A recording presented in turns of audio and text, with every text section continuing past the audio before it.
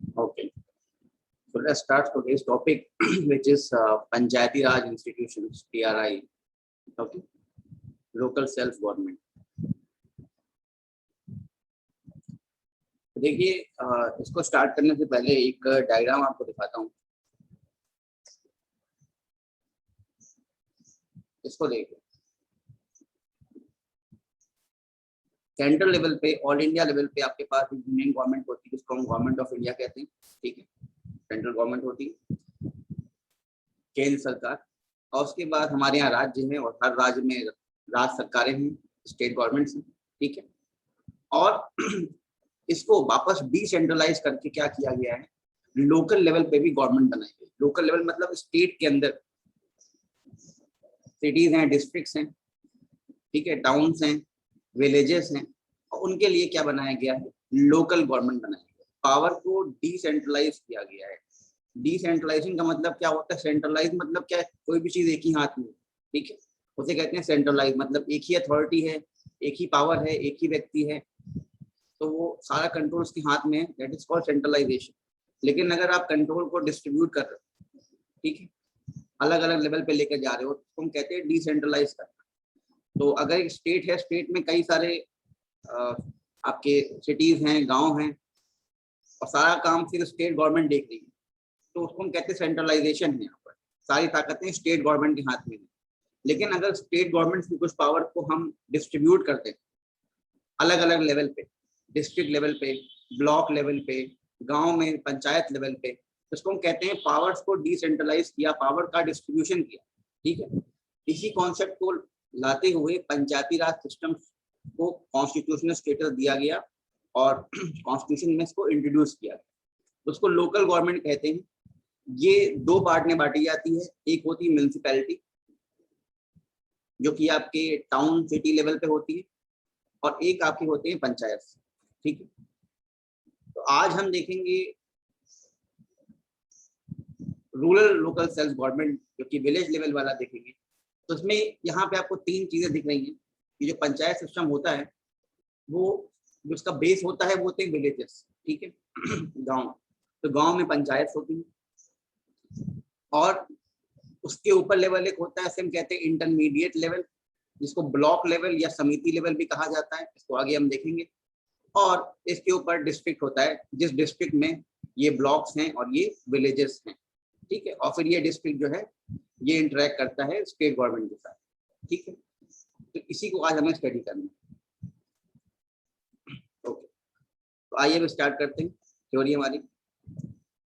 तो गवर्नमेंट आपने देखा है, सेंट्रल गवर्नमेंट स्टेट गवर्नमेंट है। उसका तीसरा जो पहलू है वो है लोकल सेल्फ गवर्नमेंट। ठीक, it is the third level of government apart from the central and state government. ठीक है, सेंट्रल गवर्नमेंट आपने देखी, स्टेट गवर्नमेंट आपने देखी, अब लोकल सेल्फ गवर्नमेंट है, जो कि सिटी लेवल पे है, विलेज लेवल पे। ठीक है, तो जैसे मैंने बात की थी, यहाँ पे डिसेंट्रलाइजेशन किया जा रहा है। ठीक है, पावर्स का डिसेंट्रलाइजेशन किया जा रहा है, लोगों के हाथ में ताकत दी जा रही है।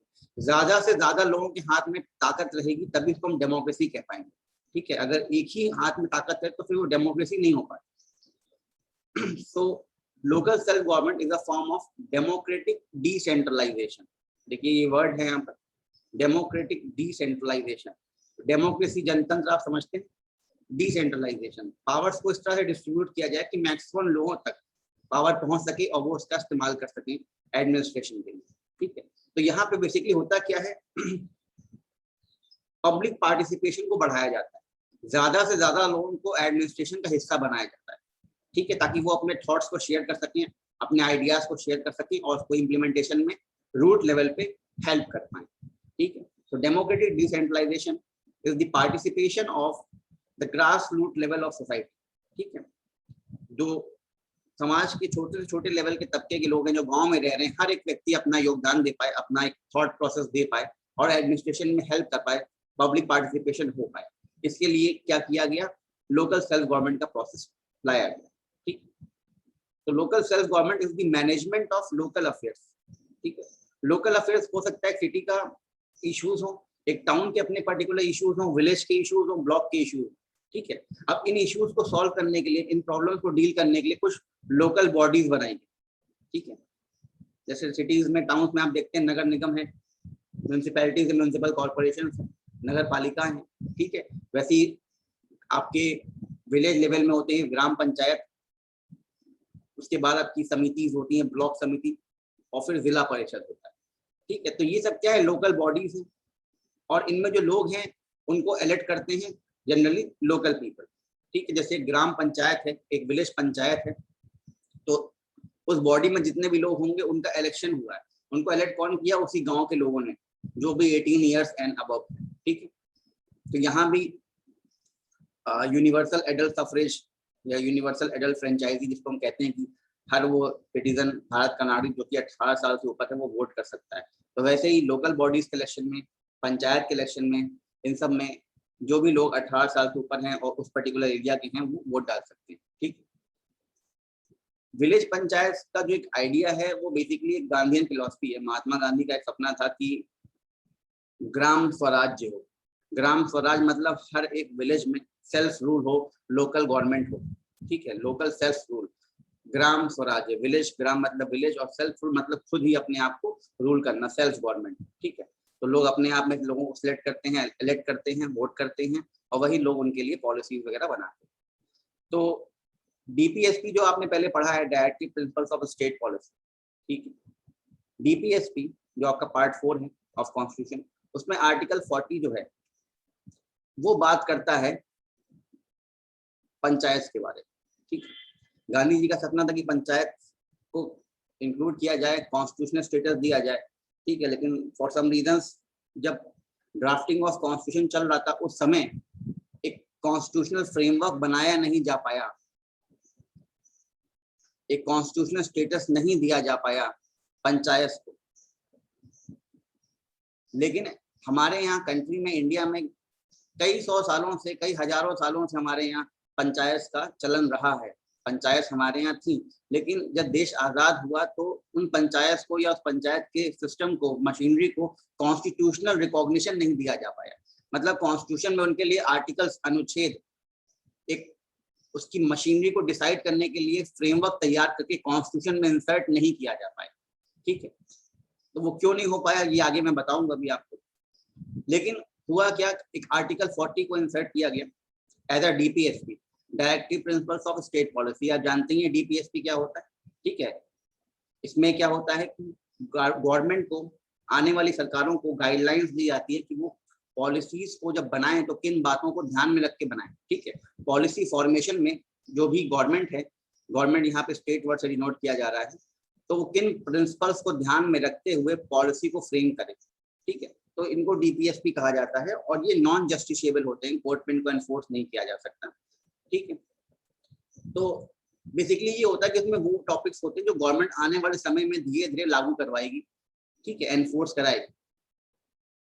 आर्टिकल 40 में ये लिखा है कि government state shall take steps to organise village panchayats and endow them with such powers and authority as may be necessary to enable them to function as units of self government।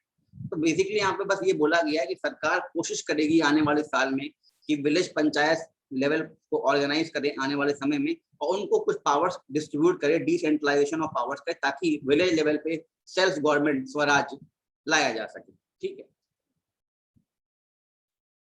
ये diagram आपने देख लिया। अब देखते हैं भारत में पंचायती system का concept कहाँ से, कब से आया और कब से इसका चलन रहा है। तो एवोल्यूशन, इसका विकास कहाँ से हुआ और कितने सालों से इंडिया में परसिस्ट कर रहा है पंचायती राज सिस्टम, इसको देखते हैं। तो भारत में पंचायती राज व्यवस्था का विकास, तो देखिए ऐसा नहीं कि पंचायती राज सिस्टम कोई नया कॉन्सेप्ट है कि ये अभी आया है। कई लोग को पता होगा 73rd कॉन्स्टिट्यूशन अमेंडमेंट में और 74th अमेंडमेंट के थ्रू लोकल सेल्फ गवर्नमेंट को इंट्रोड्यूस किया गया कॉन्स्टिट्यूशन में। लेकिन हमारे यहाँ जो पंचायत का टॉपिक है ये ऐसा नहीं कि आज़ादी के समय का है या आज़ादी के बाद का है, ये बहुत पुराने समय से हमारे यहाँ प्रथा चलती आ रही है पंचायत की। गांव हमारे यहाँ हमेशा से थे। India is the land of villages. हमारे यहाँ विलेज लेवल हमेशा से था और वहाँ पे स्टार्टिंग से ही पंचायत के थ्रू गवर्नेंस किया जाता था। तो पंचायती सिस्टम जो इंडिया में था, ऐसा नहीं है कि it is a post independence phenomena, ठीक है। इसका एग्जिस्टेंस आज़ादी के बाद नहीं आया, ये आज़ादी से पहले था और इनफैक्ट एंशिएंट इंडिया में भी बहुत पहले ऋग्वेदिक काल में भी इसका जिक्र है, ठीक है। क्योंकि इंडिया हमेशा से ही एक रूरल कंट्री रहा है, city of land of villages रहा है। तो अगर इसको हम देखें कि कहाँ कहाँ इसका उल्लेख है, डिस्क्रिप्शन कहाँ कहाँ दिया है, पंचायत टर्म कहाँ कहाँ आपको मिलता है, तो अगर वैदिक एरा में देखा जाए तो जो हमारे पास संस्कृत स्क्रिप्चर्स हैं उस जमाने के, उसमें कई बार ये वर्ड पंचायतन मेंशन किया गया है। ठीक है, in the old Sanskrit scriptures in the Rigvedic era panchayatan has been mentioned. अब पंचायतन का मतलब उस समय ये था कि ग्रुप ऑफ 5 पर्सन्स, ठीक है, इंक्लूडिंग अ स्पिरिचुअल मैन। तो वैदिक एरा में भी कई सारे जो हमारे पास स्क्रिप्चर्स हमें मिले हैं उसमें ये देखा गया कि पंचायतन वर्ड मेंशन किया गया था। ये 5 लोगों का ग्रुप होता था, उसमें से एक व्यक्ति जो था वो ईश्वर का बंदा होता था, स्पिरिचुअल मैन होता था। ठीक है, ऋग्वेदिक काल में भी सभा और समिति जैसे वर्ड मिलते हैं। ठीक है, तो सभा और समिति वर्ड आज के मॉडर्न एरा में इसको आप ग्राम सभा से डिनोट कर सकते हैं, ग्राम समिति से डिनोट कर सकते हैं। तो उस जमाने में भी ऋग्वेद में सभा और समिति मतलब लोगों का ग्रुप जो कि गवर्नेंस करने में हेल्प करती थी। तो ये वर्ड्स ऋग्वेदिक काल से चलन में थे। ठीक है, तो these were the democratic bodies at the local level. तो ऋग्वेदिक काल में, वैदिक एरा में भी जो राजा महाराजा होते थे उनके समय भी उनके यहाँ जो लोकल लेवल पे गवर्नेंस होती थी उसको सभा और समिति के द्वारा किया जाता था।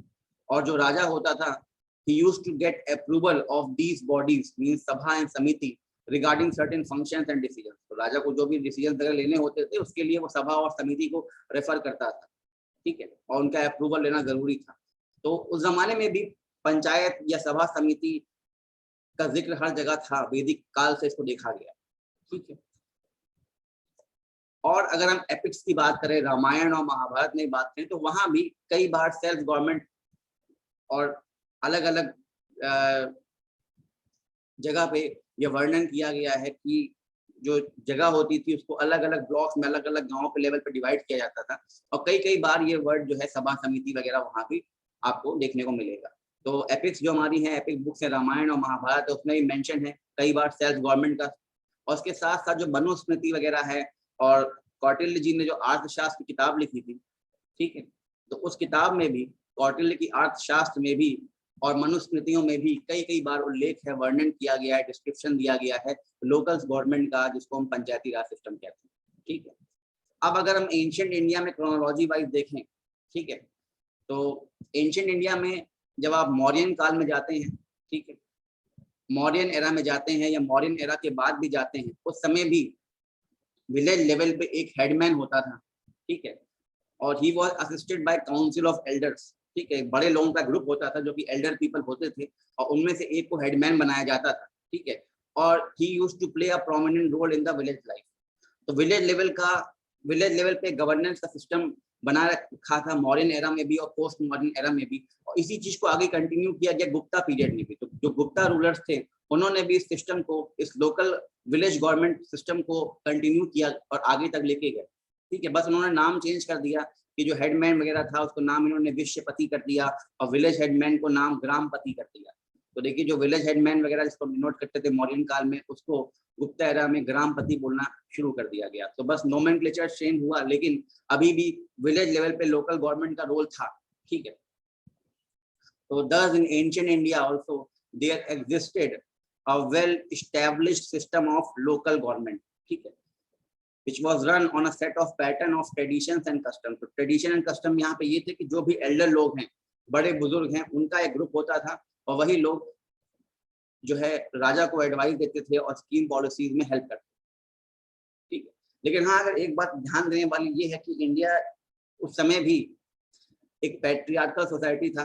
ठीक है, मतलब अगर जो भी मैंने बताया अभी आपको लोकल गवर्नमेंट के बारे में, या ये जो विलेज हेडमैन के बारे में, या जो ग्रुप ऑफ एल्डर्स थे, इन ग्रुप ऑफ एल्डर्स में कभी भी वुमेन नहीं पार्टिसिपेट करती थी। ठीक है, तो वुमेन एम्पावरमेंट की बात अगर की जाए तो it is significant to note that there was no reference of women heading the panchayat or even participating as a member in the panchayat, ठीक है, during the ancient period। तो चाहे वो आपका मौर्यन काल हो, मौर्यन के बाद वाला कार्य हो, या गुप्ता का कार्य हो, उस समय भी जो लोकल गवर्नमेंट्स होती थी, सेल्फ गवर्नमेंट विलेज लेवल पे होती थी, वुमेन का पार्टिसिपेशन ऑलमोस्ट नेग्लिजिबल था। तो प्राचीन भारत में क्या स्टेटस था पंचायत का, वो आपने देख लिया। मिडिवल काल में आते हैं, तो मिडिवल काल में भी जो है सल्तनत सिस्टम जब आया और उसके बाद जब मुगल कार्य आया, तो उस जमाने में भी हमारे यहाँ विलेजेस में सेल्फ गवर्नेंस था। विलेज में जो भी बड़े बुजुर्ग लोग होते थे उनका एक ग्रुप होता था और वो शासन में प्रशासन में हेल्प करते थे। लेकिन धीरे धीरे जातिवाद फैलता चला गया, कास्टिज्म फैलता चला गया, और जो सामंत होते थे राजा के, जो जमाने में बड़े बड़े आप कह सकते हैं लैंडलॉर्ड्स होते थे या वेल्दी पीपल होते थे, उनको फ्यूडल लॉर्ड्स कहा जाता था। तो वो फ्यूडल सिस्टम की वजह से क्या हो गया, मुगल शासक ने कई सारे सामंतों को जमीन देके उनको उनके अंडर में कई सारे लोगों को काम कराना शुरू कर दिया, और इससे क्या हो गया कि जो फ्यूडल लॉर्ड्स थे उनका इन्वॉल्वमेंट ज्यादा बढ़ना शुरू हो गया, और सेल्फ गवर्नेंस जो होता था वो धीरे धीरे कम होना शुरू हो गया। तो हमें ये देखने को मिलता है कि मध्यकालीन भारत में, मिडिवल पीरियड में, जो लोकल सेल्फ गवर्नेंस का लेवल था उसमें गिरावट आना शुरू हुई। It eroded the self government in villages. ठीक है, जो लोकल लेवल पे सेल्फ गवर्नेंस था वो एंशिएंट इंडिया में था, लेकिन मध्यकालीन भारत में आते आते, मिडिवल इंडिया में आते आते उसका डाउनफॉल होना शुरू हो गया। अब इसको हम वापस क्रोनोलॉजी में आगे बढ़ते हैं और देखते हैं कि जब ब्रिटिशर्स इंडिया में रूल कर रहे थे उस जमाने में क्या सिस्टम था और पंचायती राज का सिस्टम उस समय कैसा था। तो ब्रिटिश रिजीम, जब ब्रिटिश कंट्रोल इंडिया में था, उस जमाने में जो विलेज पंचायत थी उनके पास कोई खास ऑटोनॉमी नहीं थी। ठीक है, सब कुछ ब्रिटिशर्स ही कंट्रोल कर रहे थे। तो धीरे धीरे ये स्ट्रक्चर वीक हो गया, लोकल सेल्फ गवर्नमेंट का स्ट्रक्चर जो गांव में था वो वीक हो गया। ठीक है, लेकिन जैसे जैसे समय आगे बढ़ता चला गया, स्पेशली अगर हम बात करें जो रिवॉल्ट ऑफ 1857 था, ठीक है, सन 1857 का जो विद्रोह हुआ था, रिवोल्ट हुआ था, उसके बाद से कुछ पॉलिसीज में चेंजेस आना शुरू हो गए। ठीक है, क्योंकि उसके बाद से कंपनी रूल खत्म हो गया, ईस्ट इंडिया कंपनी रूल खत्म हो गया, और ब्रिटिश महारानी ने अपने आप को इंडिया की एम्प्रेस क्वीन घोषित कर दिया, और उसके बाद से कुछ पॉलिसी चेंजेस आना शुरू हुए। So it is only after the year 1870, ठीक है, that India saw the dawn of representative local institution. तो धीरे धीरे वापस इंडिया में लोकल जो सेल्फ गवर्नमेंट थी, जिसको हम पंचायत कहते हैं आसान शब्दों में, उनका वापस उदय होना धीरे धीरे शुरू हुआ। तो ब्रिटिश गवर्नर थे लॉर्ड मायो, वाइसरॉय, उन्होंने एक रेजोल्यूशन बनाया, एक पॉलिसी बनाई 1870 में, और उन्होंने कहा कि हम डेवलपमेंट करेंगे देश में लोकल इंस्टीट्यूशंस का। ठीक है, मतलब यही कि जो विलेज लेवल पे जो प्रोविंसेस वगैरह थी, जो प्रांत थे, उसमें प्रांत लेवल पे, प्रोविंस लेवल पे लोकल सेल्फ गवर्नमेंट देने की बात करना शुरू किया गया, और उन लोकल बॉडीज को पावर्स और रिस्पॉन्सिबिलिटीज देने की भी बात लॉर्ड मायो ने कही। इसी के साथ इन्होंने कॉन्सेप्ट इंट्रोड्यूस किया इलेक्टेड रिप्रेजेंटेटिव्स का भी अर्बन म्यूनिसिपैलिटीज में, जो टाउन एरियाज थे वहां भी इलेक्टेड बॉडीज का रिप्रेजेंटेशन, मतलब बेसिकली इंडियंस को रिप्रेजेंट कराने के लिए, उनको रिप्रेजेंटेशन देने के लिए, हाँ आप भी प्रशासन का पार्ट हैं, आइए जो है एडमिनिस्ट्रेशन में हेल्प करने के लिए, रिप्रेजेंटेशन देने के लिए म्यूनिसिपल लेवल पे, टाउन लेवल पे, या प्रोविंस में विलेज लेवल पे इलेक्शंस की बात करना शुरू करी ब्रिटिशर्स ने। और ये ऐसा इसलिए हो पाया क्योंकि जो रिवॉल्ट हुआ था 1857 में, उसमें ब्रिटिश के जो फाइनेंस सिस्टम थे, जो आर्थिक व्यवस्था थी ब्रिटिशर्स की, उस पर कई सारा लोड आया। ठीक है, 1857 का रिवोल्ट ब्रिटिशर्स ने कंट्रोल तो कर लिया, लेकिन फाइनेंशियल लॉस काफी सारा हुआ। उस समय इनको लगा कि it was necessary to finance local service out of local taxation. ठीक है, उनको लगा कि जो हमारे प्रोविंसेस हैं, ब्रिटिश प्रोविंसेस हैं जहाँ ब्रिटिशर्स का कंट्रोल है, तो उसमें जो गांव वगैरह हैं, ठीक है, वहाँ पे जो भी डेवलपमेंट करना है, जो भी काम करना है, उनका एडमिनिस्ट्रेशन करना है, तो उसके लिए जो खर्चा है वो उन्हीं एरियाज से लेना चाहिए। टैक्सेशन सिस्टम को और ज्यादा जो है लोकल बॉडीज के थ्रू वहाँ का काम कराना चाहिए। तो therefore it was out of fiscal compulsion, क्योंकि प्रॉब्लम थी, फाइनेंशियल प्रॉब्लम थी ब्रिटिशर्स के पास। तो उन्होंने क्या किया, लॉर्ड मायो ने एक रेजोल्यूशन पास किया और कहा कि सारा काम हम अपने हाथ में नहीं ले रहे हैं, जो गाँव व्यवस्था है, जो रूरल एरियाज है, वहाँ पे जो भी सर्विस प्रोवाइड करनी है उसके लिए लोकल बॉडीज बनेंगी, इलेक्टेड रिप्रेजेंटेटिव्स होंगे, लोकल पीपल उसमें इन्वॉल्व होंगे, टैक्सेशन किया जाएगा, टैक्स लिया जाएगा, उसी की हेल्प से लोकल बॉडीज वहाँ पे एडमिनिस्ट्रेशन करेंगे। सो डिसेंट्रलाइजेशन धीरे धीरे आना शुरू हुआ। ब्रिटिशर्स ने पावर को थोड़ा थोड़ा प्रोविंस लेवल के अंदर विलेज लेवल पे देना शुरू किया इंडियंस को। उसके बाद 1882 में सबसे इम्पोर्टेंट रेजोल्यूशन पास हुआ लॉर्ड रिपन ने, ठीक है, वाइसरॉय लॉर्ड रिपन ने एक रेजोल्यूशन पास किया, ठीक है। तो this document is also termed as Magna Carta of local democracy in India, ठीक है। लॉर्ड रिपन को father of local democracy in India या father of local self government in India भी कहा जाता है, ठीक है। तो मैग्ना कार्टा मतलब basically a document of liberties, आपको कुछ राइट्स दिए जा रहे हैं, ठीक है। तो कुछ राइट्स दिया गया, basically it was focused on towns provided for local bodies, ठीक है। तो यहाँ पे इन्होंने कहा कि टाउन्स को मैनेज करने के लिए हम लोकल बॉडीज बनाएंगे, म्यूनिसिपैलिटीज बेसिकली यहाँ पे बात की गई, और उसके लिए इलेक्शन कराया जाएगा, election of non official members, ठीक है। And they were presided over by a non official chairperson. तो ये लोग वो होंगे जो इलेक्टेड लोग होंगे, बेसिकली इंडियन क्राउड होगी, और इस इंडियन क्राउड के को जो लीडर होंगे, इसके जो प्रिसाइडिंग ऑफिसर होंगे, वो भी इन्हीं इलेक्टेड लोगों में से होंगे।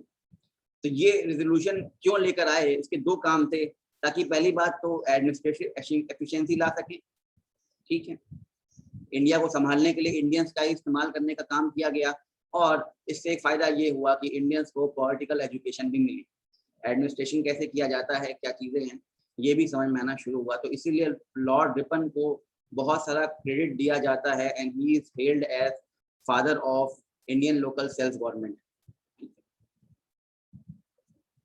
उसके बाद कुछ सालों बाद local self government institutions India में और बनना शुरू हुए ब्रिटिश काल में, क्योंकि उस समय एक कमीशन बनाया गया था, उसका नाम था रॉयल कमीशन ऑन सेंट्रलाइजेशन। ये कमीशन आया 1907 में, ठीक है, और इसके चेयरमैन थे हॉबहाउस, CEH हॉबहाउस। अब इस कमीशन ने रिकॉग्नाइज किया कि हर विलेज लेवल पे पंचायत होना जरूरी है। So this commission recognized the importance of panchayat at the village level. तो देखिए यहाँ से हम क्या देख लें कि कैसे पुराने जमाने में स्टार्टिंग से ही वैदिक काल से हमारे यहाँ पंचायत जैसे सिस्टम थे, जो कि धीरे धीरे डाउनग्रेड होना शुरू हुए, और वापस ब्रिटिश काल जब अंत हो रहा था धीरे धीरे, तो वापस ये सिस्टम ऊपर राइज होना शुरू हुए। उसके बाद 1919 में मॉन्टेगो शेम्सफोर्ड रिफॉर्म्स आए, ब्रिटिशर्स एक और रिफॉर्म्स, एक और एक्ट बनाए इंडिया के लिए, और वहां पे उन्होंने क्या किया, ट्रांसफर किया subject of local government to domain of the provinces, ठीक है। जो भी ब्रिटिश प्रोविंसेस हैं वहां पे लोकल सेल्फ गवर्नमेंट को सारे सब्जेक्ट्स ट्रांसफर किए गए कि भाई जो भी विकास करना है लोकल लेवल पे गाँव का, वो प्रोविंसेस करेंगी, प्रोविंशियल असेंबलीज में चुने हुए जो लोग हैं, उनमें से कई लोग भारतीय लोग हैं, वो मिलकर करेंगे। The reform also recommended that as far as possible there should be complete control in local bodies and complete possible independence for them from external control. तो मॉन्टेगो शेम्सफोर्ड रिफॉर्म्स में ये भी कहा कि जो भी लोकल गवर्नमेंट बनाई जाएगी, लोकल बॉडीज बनेंगी, उसमें ब्रिटिश का जो इंपीरियल कंट्रोल है, एक्सटर्नल कंट्रोल है, वो कम से कम रहेगा। एक तरह की self rule, self independence, autonomy देने की बात यहाँ पे की गई। लेकिन इसमें कुछ कंस्ट्रेंट्स ये थे, कुछ प्रॉब्लम्स ये थी कि जो पंचायत बनाए गए थे, दे covered only a limited number of villages. India में कई सारे विलेजेस थे, लेकिन सबका कवरेज, वाइड लेवल कवरेज नहीं हो पाया था, कुछ कुछ जगह ही पंचायत बन पाए थे, और फंक्शन भी बहुत लिमिटेड थे। मेन प्रॉब्लम थी पैसे की, जब फंड रिलीज नहीं होगा तो लोकल लेवल पे डेवलपमेंट कैसे कर पाएगी लोकल बॉडी, ठीक है। तो लोकल सेल्फ गवर्नमेंट जो जमाने में थी विलेज लेवल पे, वो बहुत ज्यादा बूम नहीं कर पाई, बहुत ज्यादा आगे नहीं बढ़ पाई, कुछ कोशिश की गई पर बहुत ज्यादा डेवलपमेंट नहीं हो पाया। तो ये आपने ब्रिटिश काल में पंचायत के बारे में देखा। अब आजादी के समय जो नेशनल मूवमेंट चल रहा था और आजादी के बाद उस समय पंचायत का क्या डेवलपमेंट रहा, उसके बारे में बात कर लेते हैं। तो पोस्ट इंडिपेंडेंस पीरियड, ठीक है। तो देखिए गांधी जी स्टार्टिंग से ही समर्थक थे सेल्फ गवर्नमेंट के, लोकल सेल्फ गवर्नमेंट के, और विलेज पंचायत लेवल पे वो पंचायती राज सिस्टम को चाहते थे। तो Gandhi ji always favoured village Swaraj, ठीक है, मतलब सेल्फ रूल। स्वराज मतलब अपना राज्य, self rule for the village, मतलब जो भी विलेज हैं वहाँ के जो विलेजर्स हैं वो अपने आप ले खुद एडमिनिस्ट्रेशन करें, सेल्फ रूल करें। ठीक है। तो उनका ये मन था कि विलेज पंचायत लेवल को फुल फॉर्म में आगे लेके आना चाहिए, उसको स्ट्रेंथ देना चाहिए। लेकिन on the other hand doctor Ambedkar जो थे वो ऑन द कॉन्ट्रेरी इसके साथ सहमत नहीं थे। ही believe that village represented regressive India. लेकिन यहाँ पे देखने वाली बात ये है कि बी आर अम्बेडकर जिस तबके से बिलोंग करते थे, उन्होंने कास्ट सिस्टम को बहुत क्लोजली ऑब्जर्व किया था और उसके जो रेपरकशन से बैड इफेक्ट्स हैं कास्ट सिस्टम के, जो जातिवाद की प्रॉब्लम इंडिया में स्टार्टिंग से थी, ये जो सोशल इश्यूज में आपने पढ़ा है, इस प्रॉब्लम को क्लोजली फेस किया था, क्लोजली समझा था बी आर अम्बेडकर में, और वो कास्ट सिस्टम के बिल्कुल अगेंस्ट थे। और उन्होंने देखा कि जो विलेजेस हैं हमारे इंडिया में, वहाँ पे कास्ट सिस्टम और ज्यादा स्ट्रॉन्ग है, और ज्यादा प्रोमिनेंट फीचर है कास्ट सिस्टम विलेज में। आज भी आप देखिए तो आपको दिखेगा कि जो सिटीज हैं, टाउन्स है, वहाँ पे कास्ट सिस्टम का उतना ज्यादा इम्पैक्ट नहीं है जितना आज की विलेजेस में अब भी है। तो जस्ट इमेजिन कि उस जमाने में जब इंडिया उतना मॉडर्न नहीं था, तो उस समय कास्ट सिस्टम और कितना ज्यादा स्ट्रॉन्ग होगा। इसलिए विलेज लेवल पे लोकल गवर्नमेंट नहीं चाह रहे थे अंबेडकर, क्योंकि उनको लगता था कि इसमें फिर क्या होगा, जातिवाद ज्यादा होगा, जो समाज के आगे वाले तबके के लोग हैं वो पिछले जाति के लोगों को दबा के रखेंगे और पिछले जाति के लोगों की बात आगे नहीं आ पाएगी। तो बी आर अम्बेडकर उनको लगा कि जो विलेजेस हैं वहाँ पे रिग्रेशन ज्यादा है और वहाँ पे ऑपरेशन किया जाता है, दबा के रखा जाता है नीचे जाति के लोगों को, इसीलिए उन्होंने अपोज किया और कॉन्स्टिट्यूशनल स्टेटस देने की बात उन्होंने नहीं करी। इस बात को समर्थन नहीं दिया बी आर अम्बेडकर। ठीक है। तो बहुत सारा डिस्कशन चला जब ड्राफ्टिंग हो रही थी कॉन्स्टिट्यूशन की, तो जब संविधान में लिखा जा तो उस समय काफी डिस्कशन हुआ। डिस्कशन किसमें हुआ, उन लोगों में जो कि सपोर्टर्स थे कि विलेज लेवल पे पंचायत सिस्टम को होना चाहिए और उसको संवैधानिक दर्जा देना चाहिए, और कुछ इसके विरोध में थे। ठीक है, विलेज पंचायत। लेकिन फाइनली क्या हुआ कि जब हमारा कॉन्स्टिट्यूशन लिख लिया गया तो कहीं ना कहीं एक स्थान दिया गया पंचायत को, और वो दिया गया हमारे डीपीएसपी में आर्टिकल 40। ठीक है। तो इसने बस बताया गया कि हाँ, जो सरकार होगी उसको कोशिश करना चाहिए आने वाले समय में कि विलेज लेवल पे लोकल सेल्फ गवर्नमेंट को लेकर आए। लेकिन एज ऑफ देन, उस जमाने में जब लॉन्च किया गया था 1950 में संविधान, तो उस समय पंचायती राज के लिए अलग से कुछ आर्टिकल्स नहीं लाए गए थे, ना ही इनका एक कॉमन स्ट्रक्चर, एक मशीनरी, एक तरीका, एक प्रोसेस डिफाइन किया गया था। बस बोला था कि हाँ, आने वाले समय में ऐसा किया जाएगा। ठीक है। तो since the DPSP are not binding principles, the result was the absence of uniform structure। क्योंकि ये जस्टिसेबल नहीं है। ठीक है। अगर ये काम सरकार नहीं करती तो सरकार को उसके लिए कटघरे में खड़ा नहीं कर सकते कि हाँ आपने क्यों नहीं लॉन्च किया, क्यों नहीं किया। ठीक है। तो बस सरकार कोशिश करती करने के लिए। तो इसीलिए क्या था कि थ्रू आउट द इंडिया इसके लिए एक कॉमन फ्रेमवर्क नहीं बनाया जा सका कि हाँ पंचायती राज सिस्टम कैसा होना चाहिए, क्या उसके रूल्स रेगुलेशन होने चाहिए, क्या उसके फंक्शंस होने चाहिए। तो हर एक स्टेट ने अपने अपने अकॉर्डिंग अलग अलग तरीके से पंचायती सिस्टम को अपने यहाँ लॉन्च किया, लेकिन एक कॉमन फ्रेमवर्क नहीं था जो through out the India uniform हो, एक जैसा। वो इसलिए नहीं हो पाया क्योंकि इसको संवैधानिक दर्जा नहीं दिया गया था। ठीक है। अब आजादी के बाद क्या हुआ, ठीक, after independence as a development initiative, ठीक है, डेवलपमेंट करने के लिए इंडिया ने एक प्रोग्राम लॉन्च किया, उसका नाम है CDP programme, community development programme. ठीक है। तो कुछ ये प्रोग्राम लॉन्च किए, और लॉन्च किए गांधी जी के बर्थडे पे, गांधी जयंती पे, 2 अक्टूबर 1952। ठीक है। तो कम्युनिटी लेवल मतलब जो विलेज लेवल है, जो कम्युनिटीज हैं, उनका डेवलपमेंट करने के लिए कुछ प्रोग्राम लॉन्च किए। ठीक है। तो CDP का मेन काम ये था कि गांव लेवल पे एक्टिविटीज करें और उसको इम्प्लीमेंट करें, और विलेजेस की प्रॉब्लम को सॉल्व करने के लिए, इश्यूज को रिजॉल्व करने के लिए, डेवलपमेंट करने के लिए कैसे किया जाए, विलेज पंचायत की हेल्प ली जाए, जो भी उस जमाने में एग्जिस्टिंग विलेज पंचायत थी, क्योंकि पहले से पंचायत चलती आ रही थी हमारे। ठीक है। Though they were not strong enough, they were not organised enough, लेकिन चलती आ रही थी। तो मेन एम ये था कि जो भी पंचायत हैं, जहां जहां भी हैं, जैसी भी हैं, उनमें लोगों का पार्टिसिपेशन को बढ़ाया जाए, लोगों को अवेयर किया जाए पंचायत के बारे में, और पब्लिक पार्टिसिपेशन बढ़ाया जाए।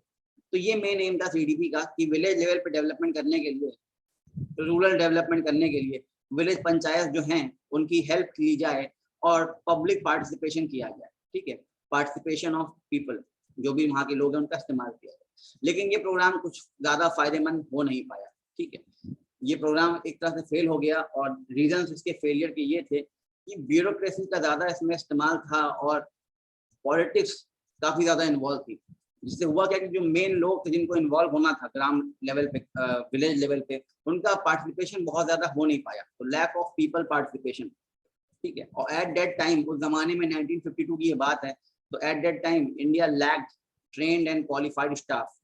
ठीक है, तो ट्रैक इस काम के लिए, सीडीपी के लिए बहुत ज्यादा ट्रेनिंग लोगों के पास नहीं थी, क्वालिफाइड स्टाफ नहीं थे, and also lack of bodies, local bodies interest. ठीक है, जो लोकल बॉडीज थी भी, मतलब जो पंचायत वगैरह थी भी उस जमाने में, उनमें उतना इंटरेस्ट नहीं था कि नहीं चलो ठीक है, विलेज पंचायत का इंटरेस्ट नहीं था कि चलो तो डेवलपमेंट करें, तो बहुत ज्यादा इसमें पब्लिक इन्वॉल्वमेंट नहीं था, एंथुजियाज्म नहीं था। ठीक, तो इसके 5 साल बाद 1957 में National Development Council of India ने एक कमेटी लॉन्च कर, एक कमेटी बनाई। It was headed by Balwant Rai Mehta, he was a parliamentarian. उनके अंडर में एक कमेटी को बनाया गया, उसका गठन किया गया। उसका काम ये था कि जो सीडीपी प्रोग्राम की वर्किंग थी, उसकी वर्किंग पे रिपोर्ट करें। जो ये सीडीपी प्रोग्राम ऊपर फेल हो गया था, ठीक है, कम्युनिटी डेवलपमेंट प्रोग्राम जो नहीं चल पाया था, तो क्यों नहीं चल पाया था, क्या दिक्कतें थी, उसके बारे में रिपोर्ट बनाने को कहा गया बलवंत राय मेहता कमेटी। ठीक है, तो इनकी टीम ने ऑब्जर्व किया कि जो मेन रीजन था फेलियर का, कि कम्युनिटी डेवलपमेंट प्रोग्राम चल क्यों नहीं पाया, वो यही था कि लोग इसमें अच्छे से इन्वॉल्व नहीं हो पाए, पीपल पार्टिसिपेशन नहीं हो पाया। किसी भी चीज को आपको सक्सेसफुल कराना है तो लोगों को इन्वॉल्व करना जरूरी है। इंडिया भी आजाद हो पाया तभी जब इंडियन फ्रीडम स्ट्रगल एक मास मूवमेंट बन पाया, लोगों का इन्वॉल्वमेंट हो पाया। तो कम्युनिटी डेवलप भी आप तभी कर पाओगे जब कम्युनिटी के लोगों को इन्वॉल्व कराओगे उसमें। ठीक है, क्योंकि लोगों ने खास तरीके से इन्वॉल्व हुआ ही नहीं, पब्लिक पार्टिसिपेशन हो ही नहीं पाया, तो ये प्रोग्राम भी जो था कि गाँव को डेवलप किया जाए पंचायत की हेल्प से, ये हो नहीं पाया। ठीक है, तो अब इस कमेटी ने एक सजेशन दिया, रिकमेंडेशन दी। तो बलवंत राय मेहता कमेटी सजेस्टेड, अब इन्होंने कहा कि देखिए ये काम हो नहीं पाया, सीडीपी प्रोग्राम फेल हो गया, तो अगर गांव को डेवलप करना है और पंचायत को इस्तेमाल करना है तो आपको एक सिस्टम बनाना पड़ेगा पहली बात तो काम करने का। तो उन्होंने बनाया 3 टियर, मतलब 3 लेवल का एक सिस्टम बनाया, 3 टियर पंचायती राज इंस्टीट्यूशन, 3 टियर पंचायती राज इंस्टीट्यूशन। और इसी को एज अ बेस मान के बाद में हमारे कॉन्स्टिट्यूशन में अमेंड किया गया और पंचायती राज को इंट्रोड्यूस किया गया एज कॉन्स्टिट्यूशनल बॉडी।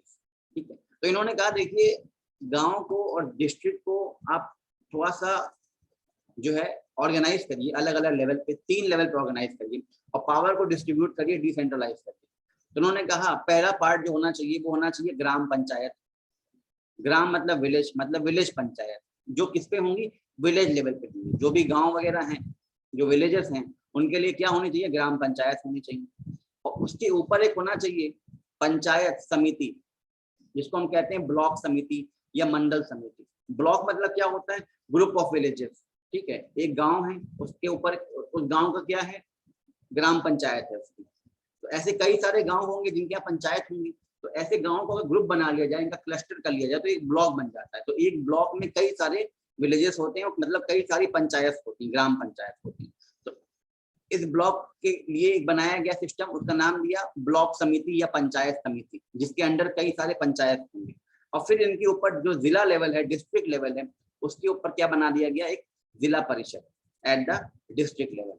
तो ये सजेशन दिया बलवंत राय मेहता कमेटी ने। मतलब इन्होंने कहा कि देखिए काम करिए, ये जो छोटे छोटे गांव हैं, ठीक है, लेट्स अज्यूम ये आपके पास 3 विलेजेस हैं, इन तीनों विलेजेस में क्या है, आपके ग्राम पंचायत, ठीक है, पंचायत है।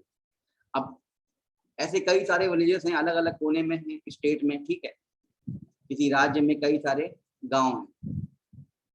तो लेट्स अज्यूम इस तरह के कुछ गांव हैं। तो ये जो गांव है, हर एक गांव में क्या है, एक पंचायत है। ठीक है, तो 3 पंचायत हैं।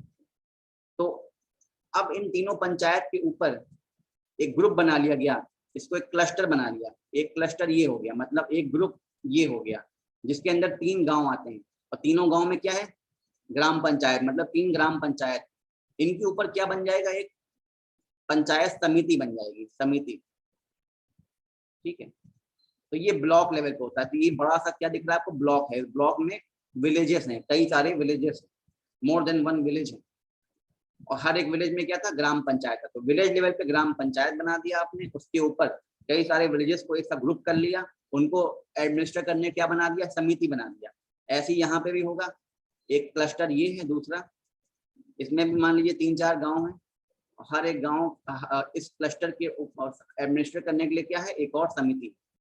ठीक है, तो एक क्लस्टर ये हो गया।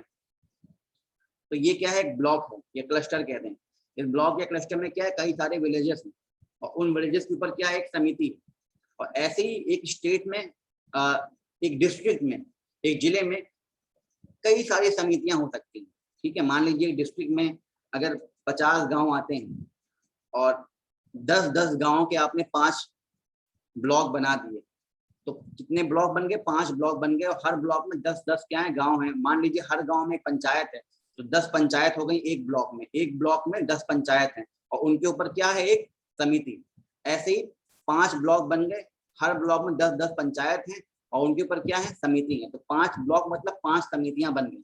और ये किसके अंडर में रहेंगी समितियां, ये ब्लॉक्स किसके अंडर में है, उस जिले के अंदर में, जिस जिले में ये सारे गांव आते हैं।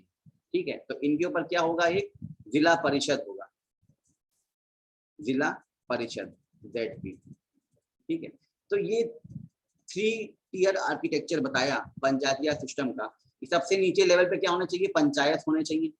ग्रुप ऑफ पंचायत को लीड करने के लिए क्या होना चाहिए, एक समिति होना चाहिए। और कई सारी समिति जो डिस्ट्रिक्ट में होंगी उनको हेड करने के लिए क्या होना चाहिए, एक जिला परिषद होना चाहिए। तो ये आपका बनाया 3 टियर पंचायती राज सिस्टम।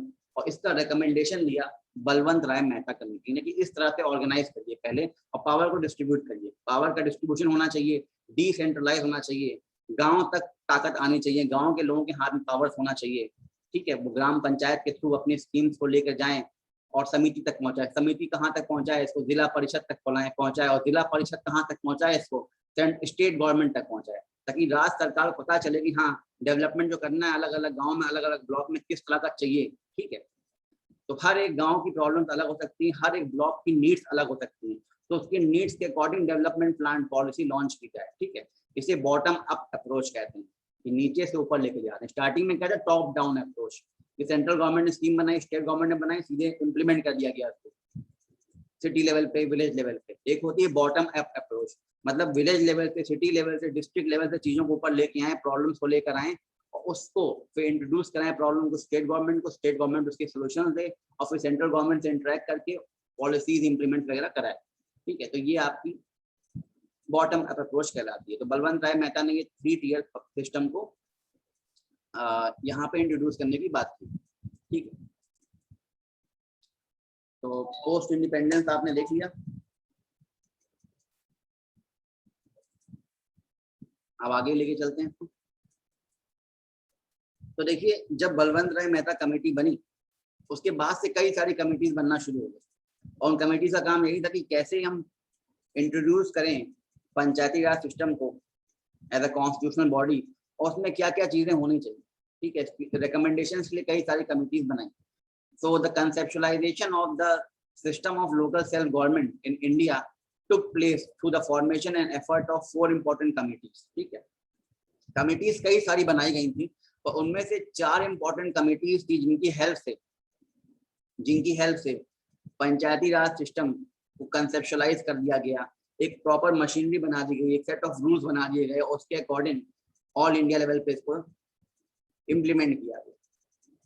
तो बलवंत राय मेहता कमेटी आपने देखी ली थी, 1957 में कमेटी बनाई गई थी। इसका मेन एम क्या था कि जो भी कम्युनिटी डेवलपमेंट प्रोग्राम्स थे वो फेल क्यों हुए। ठीक है, तो उन्होंने अपनी रिपोर्ट सबमिट करी और रिपोर्ट सबमिट करने के बाद इन्होंने कहा कि भाई देश में जरूरत है डेमोक्रेटिक डिसेंट्रलाइजेशन, मतलब आप पावर को डिस्ट्रीब्यूट करिए और 3 लेवल पे डिस्ट्रीब्यूट करिए। ठीक है, तो इन्होंने कहा कि स्टैब्लिश करना चाहिए 3 टियर पंचायती राज सिस्टम।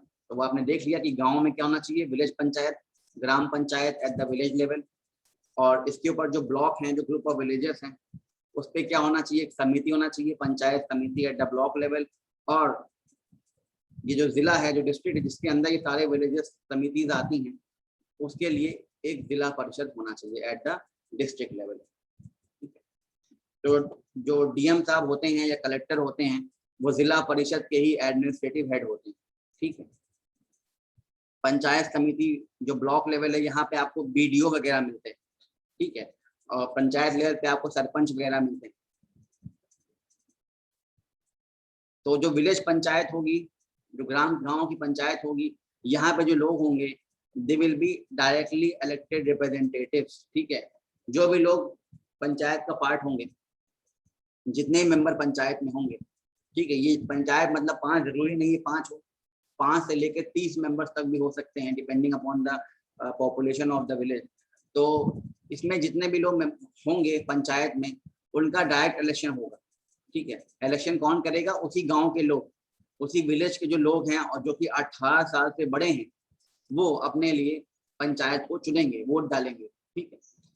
अब जो पंचायत समिति होंगी और जो जिला परिषद होगा, ठीक है, इसमें जो लोग होंगे वो इनडायरेक्टली इलेक्शन के थ्रू आएंगे, ठीक है। जैसे आप ऊपर देखें, अगर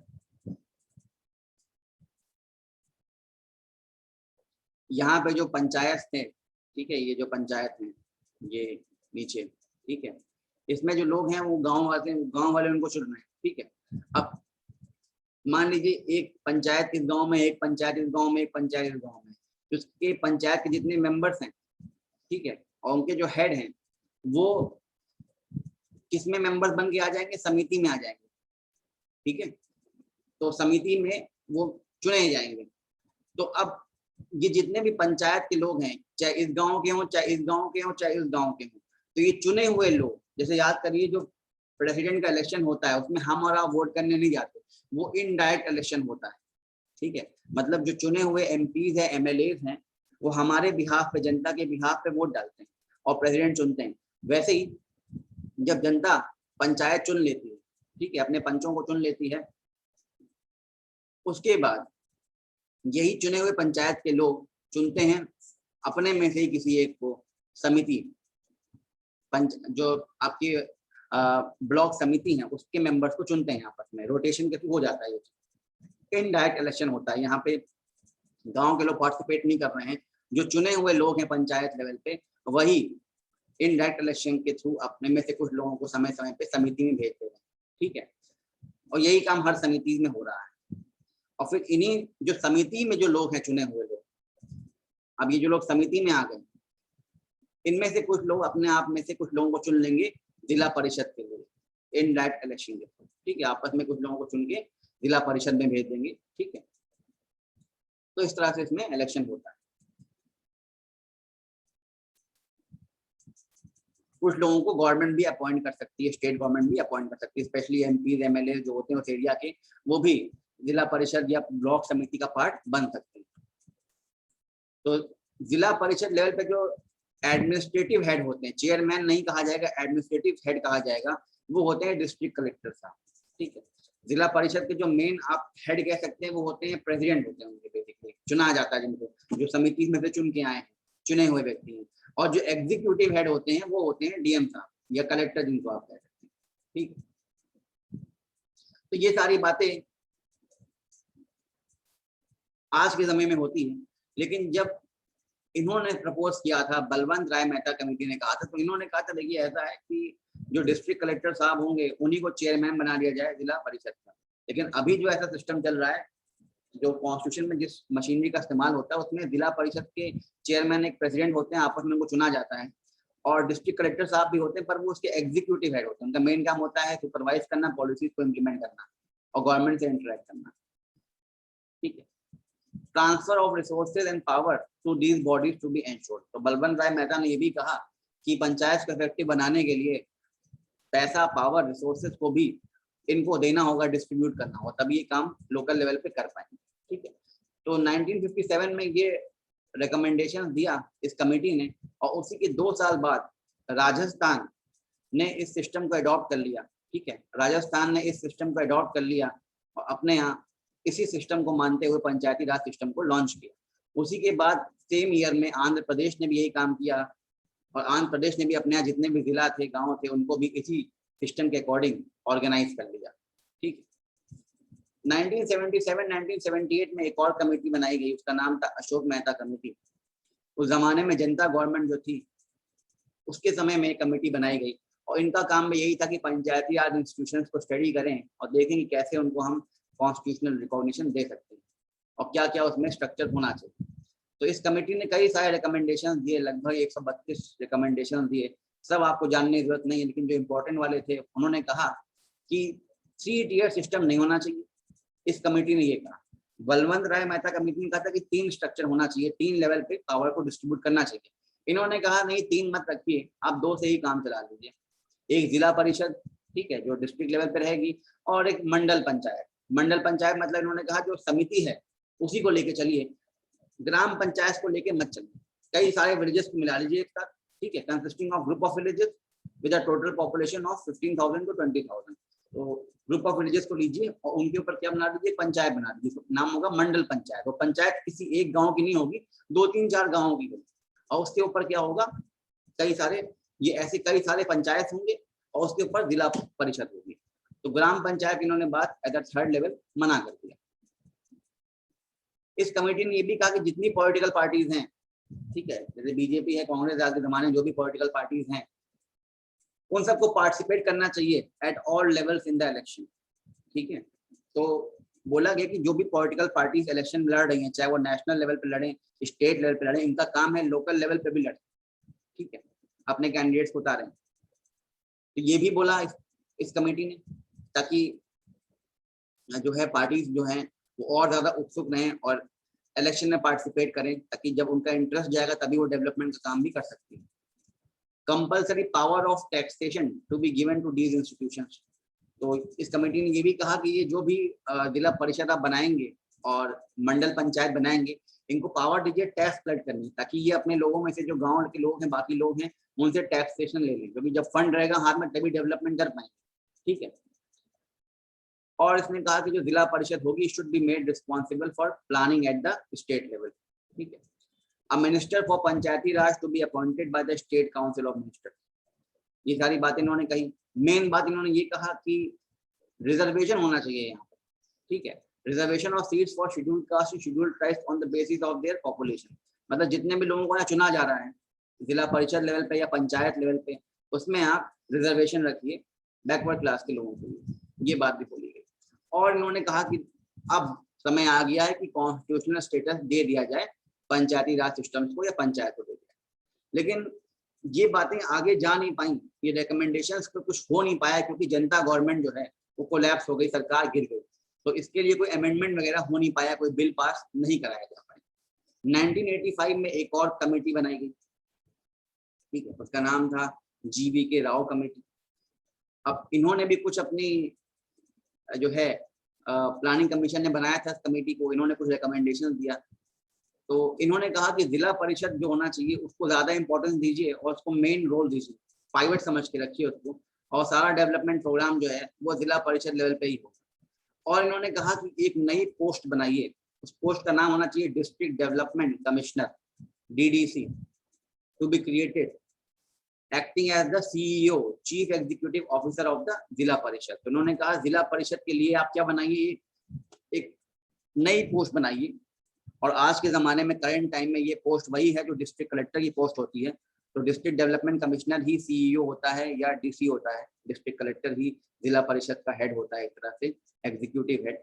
तो ये भी रिकमेंडेशन GV राव कमेटी ने दी। और उन्होंने कहा कि देखिए इलेक्शन रेगुलर होने चाहिए, प्रॉपर इंटरवल्स पे लगातार इलेक्शन होने चाहिए, रूट लेवल पे, ग्राउंड लेवल पे, विलेज लेवल पे।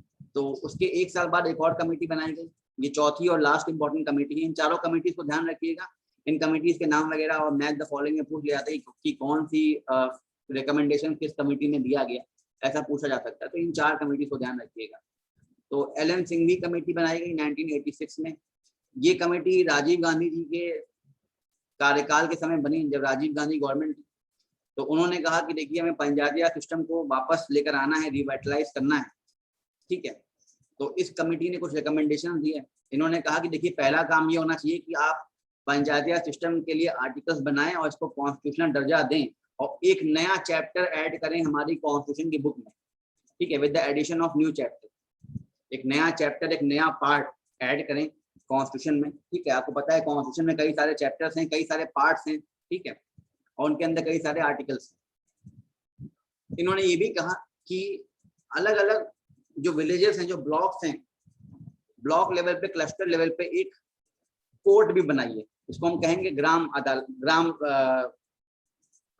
जिसको विलेज कोर्ट भी कहते हैं, लोक अदालत भी कह सकते हैं, ग्राम न्यायालय भी कह सकते हैं। तो ग्राम न्यायालय स्टाइल में न्याय पंचायत के बारे में बात की गई और इसको भी बोला गया कि पंचायती लेवल सिस्टम में जब आप पंचायत को इंट्रोड्यूस करें तो उसके साथ साथ ब्लॉक लेवल पे ग्राम न्यायालयों को भी लेकर आए।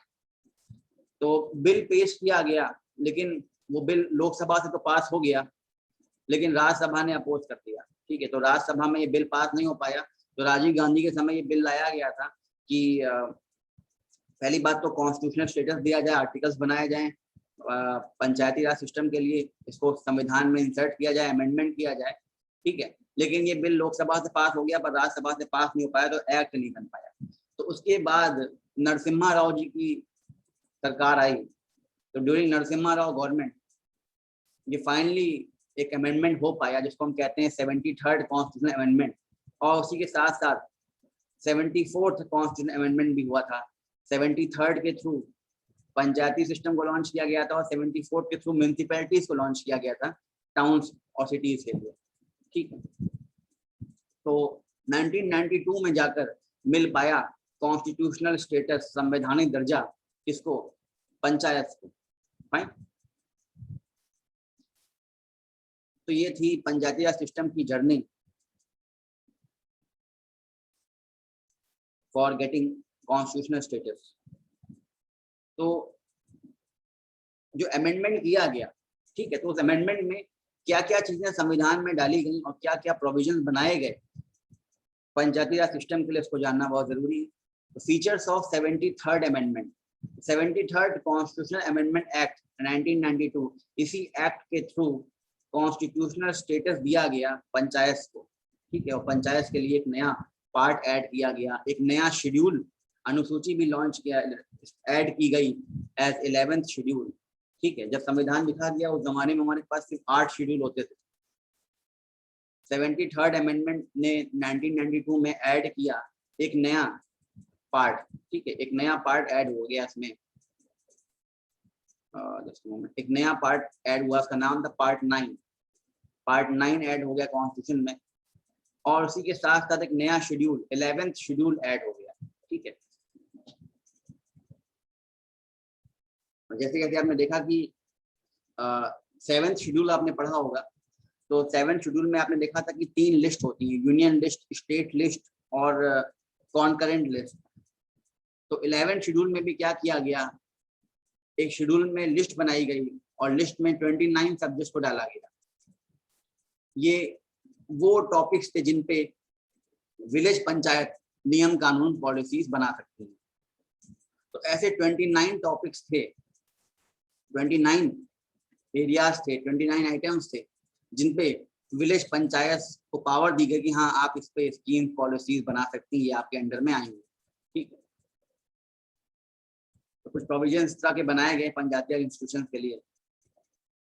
Some provisions of this amendment are binding on the states, while other have been left to be decided by respective state legislatures at their discretion. तो देखिए प्रॉब्लम यहाँ पे थोड़ी सी ये है कि जो भी प्रोविजंस बनाए गए, ठीक है, तो मैक्सिमम कहा गया कि मैक्सिमम चीजें जो हैं ये बाइंडिंग स्टेट्स है। मतलब देखिए पंचायती राज सिस्टम जब आप बना रहे हैं, तो अगर आप जिला परिषद पे, ब्लॉक लेवल पे, विलेज लेवल पे पावर्स को डिस्ट्रीब्यूट कर रहे हैं, तो पावर्स किसकी डिस्ट्रीब्यूट कर रहे हैं, बेसिकली स्टेट गवर्नमेंट की पावर, क्योंकि उस राज्य के अंदर, उस स्टेट के अंदर वो सारी चीजें, वो जिला, वो गांव, वो ब्लॉक्स आते थे। तो पावर शेयरिंग हो रही है, किसकी पावर शेयर की जा रही है, स्टेट गवर्नमेंट की कुछ पावर्स को दे दिया जा रहा है, किसको यहाँ पे डिस्ट्रीब्यूट कर रहे हैं, डिसेंट्रलाइज कर रहे हैं, पावर को दे रहे हैं लोकल बॉडीज को, पंचायत। ठीक है, तो जब ये अमेंडमेंट लाया गया तो कुछ चीजों को कहा कि बहुत मैंडेटरी है, स्टेट्स को मानना ही पड़ेगा और राज्य सरकारों को ये चीजें शेयर करनी ही पड़ेंगी, पावर शेयर करनी ही पड़ेंगी पंचायत के साथ, पंचायत गवर्नमेंट के साथ, पंचायत बॉडीज के साथ। और कुछ चीजों को रख दिया कि ये डिस्क्रिप्शन पे है, ये काम करना चाहें तो पावर दें तो काम करें, स्टेट गवर्नमेंट बनना खुद करना चाहे तो खुद कर लें। तो कुछ चीजें तो स्टेट लेजिस्लेचर्स पे छोड़ दिया गया, ठीक है, स्टेट गवर्नमेंट पे छोड़ दिया गया, और कुछ पावर्स को कहा कि नहीं ये देना जरूरी है विलेज लेवल पे, तभी ये काम हो पाएगा ठीक से। तो क्या क्या फीचर्स थे 73rd कॉन्स्टिट्यूशनल अमेंडमेंट के, वो देख लेते हैं। पहली बात बोला कि ग्राम सभा बनाई जाए, ऑर्गेनाइजेशन ऑफ ग्राम सभा। तो ग्राम सभा बेसिकली क्या है, गांव के वो लोग हैं जो कि एलिजिबल वोटर्स, ग्राम सभा, ठीक है, वो लोग हैं जो कि एलिजिबल वोटर्स हैं, 18 ईयर्स एंड अबव हैं और वोट कर सकते हैं, ठीक है। इन्होंने कहा कि हम 3 टियर सिस्टम बनाएंगे, ठीक है, ये बात कॉन्स्टिट्यूशन में डाला गया। 3 टियर सिस्टम मतलब बलवंत राय मेहता कमेटी की जो रिपोर्ट थी, जो रिकमेंडेशन था, उसको माना गया कि हाँ 3 टियर सिस्टम होना चाहिए, एक आपका जिला लेवल पे, एक ब्लॉक लेवल पे और एक विलेज लेवल पे। तो ये 3 टियर सिस्टम बनाया गया, इसको इंट्रोड्यूस किया गया और कहा कि जितने भी पोस्ट होने चाहिए उनको इलेक्शंस के थ्रू ही फिल किया जाए और मोस्ट प्रोबेबली डायरेक्ट इलेक्शंस ही हों, ठीक है। तो इलेक्शंस के थ्रू ही पोस्ट फिल करने की बात की गई। तो मैक्सिमम जो इलेक्शंस हो रहे थे वो विलेज लेवल पे हो रहे थे, पंचायत थे वो डायरेक्ट थे, और उसके बाद जो इलेक्शंस थे डिस्ट्रिक्ट और ब्लॉक लेवल पे वो इनडायरेक्ट फॉर्म में हो रहे थे। इन पंचायती राज या पंचायत में इलेक्शन कंटेस्ट करने के लिए जो एज होनी चाहिए, उसके लिए मिनिमम एज रखा गया 21 years. Minimum age for contesting elections to Panchayati Raj institutions will be 21 years, 21 साल रखी गई। और कहा गया कि जो पोस्ट ऑफ चेयरमैन है डिस्ट्रिक्ट मतलब जिला परिषद लेवल पे और ब्लॉक लेवल पे, it should be filled by indirect election, ठीक है। वो आपस में ही जो लोग होंगे, जैसे मैंने कहा था आपके जो गांव के लोग हैं वो चुनते हैं पंचायत के जो लोग होते हैं वही जाके कहाँ बैठते हैं, ब्लॉक लेवल पे, और अपने आप में से चुनते हैं किसी एक को क्या, as a chairman of block, ठीक है। तो जो ब्लॉक का चेयरमैन है वो, उसको ब्लॉक प्रमुख कहा जाता है, ब्लॉक प्रमुख।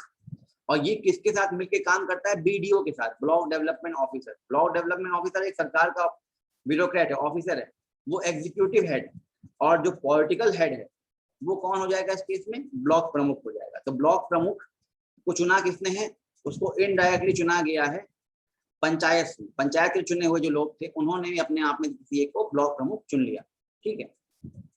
तो ऐसे कई सारे ब्लॉक प्रमुख होते हैं और ये ब्लॉक प्रमुख जिला परिषद लेवल में आते हैं। जिला परिषद में जो हेड होते हैं, जिसको प्रेसिडेंट कहा जाता है जिला परिषद का, वो इनको अपने आप में से किसी एक को चुन लेते हैं, ठीक है। तो ये भी क्या होता है, इनडायरेक्ट इलेक्शन।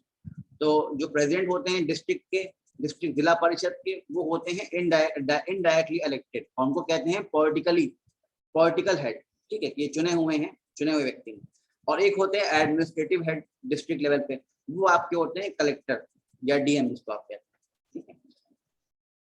और संविधान में बोला गया कि इस अमेंडमेंट में बोला गया कि जो भी लोग चुनेंगे, जिनको चुना जाएगा उसमें रिजर्वेशन भी होगा, मतलब reservation of seats for scheduled caste and scheduled tribes in the panchayat. तो पंचायत में जो लोग खड़े हो रहे हैं उसमें रिजर्वेशन भी दिया जाएगा शेड्यूल्ड कास्ट और शेड्यूल्ड ट्राइब्स की कम्युनिटी के लोगों को, फाइन। और इसके साथ साथ वुमेन के लिए भी, देखिए यहाँ पे बात की जा रही है। अब आप देखेंगे कि जो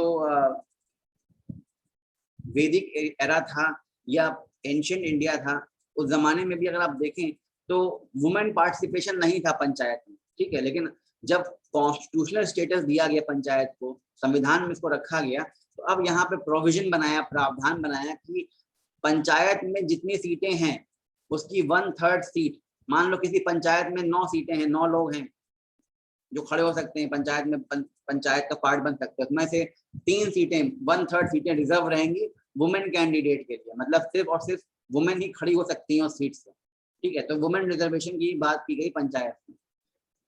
और एक बोला गया कि स्टेट इलेक्शन कमीशन बनाया जाए, जैसे ईसीआई है, भारत का चुनाव आयोग है, इलेक्शन कमीशन ऑफ इंडिया, वैसे ही कहा गया कि स्टेट इलेक्शन कमीशन बनाया जाए to be set up in each state. और इस स्टेट इलेक्शन कमीशन का काम क्या होगा, इलेक्शंस करवाना। ये पंचायती इंस्टीट्यूशन जो हैं अलग अलग लेवल पे इनके इलेक्शंस करवाना। तो पंचायत के इलेक्शन, सरपंच के इलेक्शन जो होते हैं, फिर कौन कराता है, स्टेट इलेक्शन कमीशन कराता है। ईसीआई नहीं कराता, इलेक्शन कमीशन ऑफ इंडिया नहीं कराता, स्टेट इलेक्शन कमीशन कराता है, ठीक है। अब ये जो भी पंचायत वगैरह होंगी, इन पंचायत का जो टेन्योर होगा, जो कार्यकाल होगा, वो वही रखा गया है जो कि एमपी एमएलए का होता है। तो 5 साल रखा गया है, ठीक है। तो 5 इयर्स का टेन्योर रखा गया है पंचायती राज इंस्टीट्यूशन के लोगों का, मतलब पंचायत के जो भी लोग हैं, सरपंच वगैरह हैं, वो 5 साल का उनका कार्यकाल रहेगा। और अगर ये पंचायत पहले डिसॉल्व हो गई, भंग कर दी गई, दोबारा इलेक्शंस कराने होंगे 6 महीने के अंदर, ठीक है। और इसके साथ साथ हर 5 साल पे हर स्टेट को एक स्टेट फाइनेंस कमीशन सेट करना पड़ेगा। फाइनेंस कमीशन का काम क्या होता है कि वो एक रिपोर्ट बना के तैयार करता, बताता है कि स्टेट गवर्नमेंट को कितना सारा पैसा जो टैक्स रेवेन्यू कलेक्ट किया है, जो टैक्स इकट्ठा किया है स्टेट गवर्नमेंट ने अपने हिस्से का, उसमें से कितना पैसा उसको शेयर करना चाहिए, डिस्ट्रीब्यूट करना चाहिए इन पंचायत लेवल पे, डिस्ट्रिक्ट लेवल पे, ताकि गांव का विकास वगैरह किया जा सके। तो ये भी बात की गई 73rd कॉन्स्टिट्यूशन अमेंडमेंट एक्ट में। तो ये क्या थी, कुछ सेलिएंट फीचर्स थे, कुछ विशेषताएं थी, ठीक है, जो कि ऐड किया गया 73rd अमेंडमेंट में। ये आपने देख लिया, ठीक है। तो पंचायत का कॉम्पोजिशन देख लीजिए, ये वही सेम ही चीजें यहाँ पे लिखी हुई हैं कि विलेज लेवल पे होगा, इसको हम पंचायत कहते हैं, इंटरमीडिएट जो कि ब्लॉक समिति लेवल होगा, और डिस्ट्रिक्ट मतलब जिला परिषद होगा। अब यहाँ पे ये है कि देखिए, जो ऐसे राज्य हैं जहाँ पे पॉपुलेशन बहुत कम है, 20 लाख से भी कम है, तो उनको एग्जेम्पशन दिया गया है, छूट दी गई है कि वो जो बीच वाला लेवल है, इंटरमीडिएट लेवल है, ठीक है, समितियां लेवल, वो उसे हटा सकते हैं, नहीं यूज कर सकते हैं। It means they have freedom not to have the middle level of panchayat. तो जो ब्लॉक लेवल है वो वहां पे यूज नहीं होगा उन स्टेट्स में जिन स्टेट्स की पॉपुलेशन 20 लाख से कम, ठीक है। पंचायत में जितने भी लोग हैं वो डायरेक्टली इलेक्टेड होंगे, ठीक है। लेकिन अगर राज्य चाहे तो राज्य एक नियम बना सकता है, स्टेट लेजिस्लेचर के जो लोग हैं वो नियम बना सकते हैं और अपॉइंट कर सकते हैं मेंबर ऑफ स्टेट लेजिस्लेचर, ठीक है, एमएलए वगैरह और एमपीज भी रिप्रेजेंट कर सकते हैं अपने आप को डिस्ट्रिक्ट लेवल, मतलब जिला परिषद पे और ब्लॉक समिति लेवल। मिडिल लेवल पंचायत वही होते हैं जिनको हम कहते हैं ब्लॉक समिति या पंचायत समिति। ये सब मैंने आपको पहले ही बता दिया है। अभी जो पावर डिस्ट्रीब्यूट की जाती है, ठीक है, तो वही मैंने बताया कि कुछ सब्जेक्ट्स हैं, 11 शेड्यूल बनाया गया, तो उसमें 29 टॉपिक्स, 29 सब्जेक्ट, 29 आइटम्स ऐसे थे जो दिए गए पंचायती राज सिस्टम को कि हाँ ये ताकत आपके पास है, इस पे आप रूल नियम कानून बनाएंगे, ये आपके जोन में आएंगे। तो responsibility may be given to Panchayati Raj system to prepare plan for economic development and social justice, ठीक है। तो स्कीम्स ऑफ इकोनॉमिक डेवलपमेंट, आर्थिक विकास करने के लिए और सामाजिक न्याय देने के लिए, सोशल जस्टिस करने के लिए 29 इंपॉर्टेंट मैटर्स जो हैं वो 11 शेड्यूल में डाले गए। वो क्या क्या हैं, कौन कौन सी चीज़ों पे जो आपकी ब्लॉक समितियां हैं, पंचायत हैं, जिला परिषद हैं, वो डेवलपमेंट का काम कर सकते हैं, वो है आपका एग्रीकल्चर, ठीक है, प्राइमरी एंड सेकेंडरी एजुकेशन, ठीक है, जो आपकी प्राथमिक शिक्षा वगैरह है, सेकेंडरी एजुकेशन है, वो हेल्थ, सैनिटाइजेशन, पीने का पानी, ड्रिंकिंग वाटर, ठीक है, ग्रामीणों के लिए घर बनाना, rural housing, welfare of the weaker section of society, social forestry. तो इस तरह के कई सारे ऐसे टॉपिक्स हैं जो कि दिए गए हैं लोकल सेल्फ गवर्नमेंट के लिए, पंचायत के अधिकार में ये टॉपिक्स हैं ताकि पंचायत इस पर नियम कानून बना सकें, ठीक है।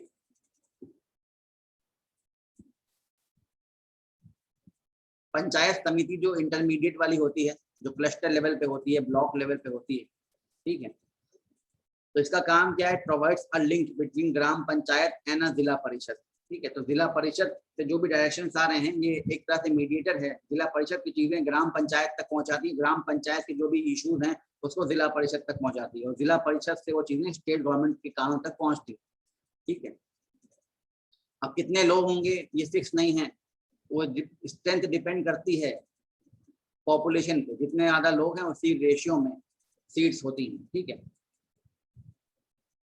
सरपंच जो होते हैं ग्राम पंचायत के जो सरपंच वगैरह होते हैं, they are the ex officio members of panchayat samiti. Ex officio member मतलब क्या होता है, अपने आप में वो मेंबर बन जाते हैं, उनको उसके लिए इलेक्शन की जरूरत नहीं है, ठीक है, वो आएंगे और वो बैठ जाएंगे। जैसे आपने देखा कि वाइस प्रेसिडेंट साहब जो हैं वो एक्स ऑफिशियो चेयरमैन है राज्यसभा, ठीक है। तो वैसे जो सरपंच हैं, सरपंच कौन होंगे, जो ग्राम पंचायत के सरपंच हैं, वो एक्स ऑफिशियो मेंबर्स हैं पंचायत समिति, मतलब पंचायत समिति के भी मेंबर, ठीक है। लेकिन however all the sarpanch of gram panchayat are not members of panchayat samitis at the same time. अब सारे के सारे जो सरपंच हैं गांव के, मान लीजिए 5 गांव हैं एक ब्लॉक में, तो पांचों गांव के जो पांचों सरपंच हैं वो जरूरी नहीं कि मेंबर बन जाएंगे उस समिति के, ठीक है, ये रोटेशन वाइज होता है। The number varies from state to state and is rotated annually, ठीक है। It means that only chairperson of some gram panchayat, ठीक है, ग्राम पंचायत के जो चेयरपर्सन मतलब कौन है, सरपंच जो हैं, they are members of panchayat samiti at a time. तो मान लीजिए 5 ग्राम पंचायत है तो उनके 5 सरपंच हो सकता है, 5 में से सिर्फ 3 ही लोगों को मेंबर बनाया गया है इस बार, अगली बार फिर जो बचे हुए लोग हैं उनमें से कुछ लोगों को बनाया जाएगा, जरूरी नहीं कि सारे लोगों को समिति मेंबर बनाया जाए, ठीक है। तो ऐसे समिति के एक मेंबर होंगे, ऐसे कई सारी समितियां होंगी, ठीक है। उन समितियों में जितने भी लोग होंगे वो अपने में से कुछ लोगों को चुनेंगे जिला परिषद के हेड के रूप में, ठीक है। तो इस तरह से इनडायरेक्ट इलेक्शन होता है। जिला परिषद जो है ये टॉप मोस्ट लेवल है, अपर मोस्ट टीयर है पंचायती राज सिस्टम का, ठीक है। अब इसमें जो है कुछ लोगों को डायरेक्टली इलेक्ट किया जाता है, whose number differs from state to state also based on population, ठीक है। और उसके साथ साथ जो चेयरपर्सन होंगे, चेयरपर्सन तो पंचायत समिति, तो पंचायत समिति जो है, जो सरपंच लोग थे जो कि कहाँ जाके बैठे थे, पंचायत समिति में, उन्होंने अपने आप में से मान लो 3 लोग, 5 गांव है, 5 गांव में से 5 सरपंच में से 3 सरपंच कहाँ चले गए, पंचायत समिति में बैठ गए। उसमें से उन्होंने अपने आप में से किसी एक व्यक्ति को क्या बना दिया, उस पंचायत समिति का प्रमुख, ब्लॉक प्रमुख जिसको कहते हैं, चेयरपर्सन कहते हैं, ठीक है। तो ये जो चेयरपर्सन होगा उस समिति का, वो किसका मेंबर होगा, जिला परिषद का भी मेंबर बन जाएगा।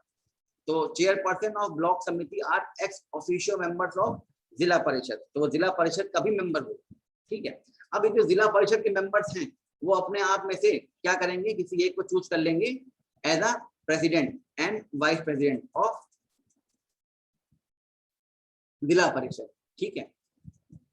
और इस जिला परिषद का वाइस प्रेसिडेंट और प्रेसिडेंट को हेल्प करने के लिए इनके एक होंगे सीईओ, चीफ एग्जीक्यूटिव ऑफिसर, ठीक है, who will be basically an IAS officer, ठीक है। जो कलेक्टर साहब होंगे या जो डीएम होंगे वो इसके एडमिनिस्ट्रेटिव हेड होंगे, एग्जीक्यूटिव हेड होंगे जिला परिषद के।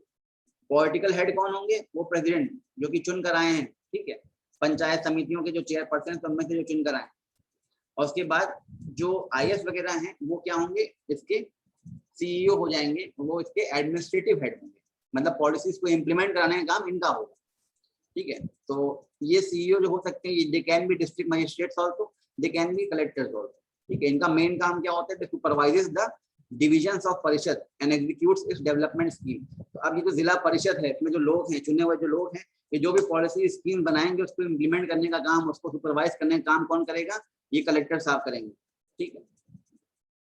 तो जिला परिषद एक ऑफिशियल बॉडी है, उसका मेन काम क्या होता है कि जो भी एक्टिविटीज हैं पंचायत में, जो दिक्कतें हैं, प्रॉब्लम्स हैं, उनकी डेवलपमेंट एक्टिविटीज को कोऑर्डिनेट करें, ठीक है। जैसे कि इरिगेशन में जो प्रॉब्लम्स हैं, ठीक है, बच्चों को जो शिक्षा देनी है, vocational training, industrial training, village में जो छोटी छोटी इंडस्ट्रीज हैं उनको डेवलप करना, साफ सफाई, सैनिटेशन, ठीक है, स्वच्छता अभियान चलाना, लोगों की हेल्थ वैक्सीनेशन वगैरह करवाना, ये सारी चीज़ों को सुपरवाइज करने का काम जिला परिषद करता है। इसके साथ साथ जिला परिषद जो है स्टेट गवर्नमेंट को एडवाइस देता है कि हाँ भाई, जो ग्राम पंचायत हैं, जो समिति है, वहाँ पे ये प्रॉब्लम्स हैं, ये इश्यूज हैं, इतना फंड चाहिए, ये काम कराना है, ठीक है। इसके साथ साथ पंचायत के जो भी काम होते हैं उनको भी सुपरवाइज करने का काम करता है जिला परिषद। और जो भी पैसे का आवंटन होता है, जो पैसा बांटा जाता है, जो ऊपर से पैसा आ रहा है ब्लॉक लेवल पे, इसको डिस्ट्रीब्यूट किया जाता है डेवलपमेंट के लिए, जो भी बजट एलोकेट किया गया है स्टेट गवर्नमेंट के द्वारा, सो उसकी स्क्रूटनी करता है, scrutiny of the budget estimates of panchayat समिति, ठीक है। तो पंचायत समिति ने जो जितने पैसे की डिमांड करी है या उन्होंने जो रखा है कि हाँ इतना फंड चाहिए डेवलपमेंट के नाम पे, तो उसकी भी स्क्रूटनी वगैरह करता है। और उसके लिए कुछ स्टैंडिंग कमिटीज वगैरह बनाई जाती हैं, जैसे आपने देखा एडहॉक कमिटीज होती है, स्टैंडिंग कमिटी होती है, तो परमानेंट कमिटीज होती हैं, ठीक है। तो उन परमानेंट कमिटीज में कुछ मेंबर्स होते हैं और उनका बेसिकली काम होता है सुपरविजन करने का, ठीक है। तो they oversee the and coordinate the common programmes of the village under its jurisdiction.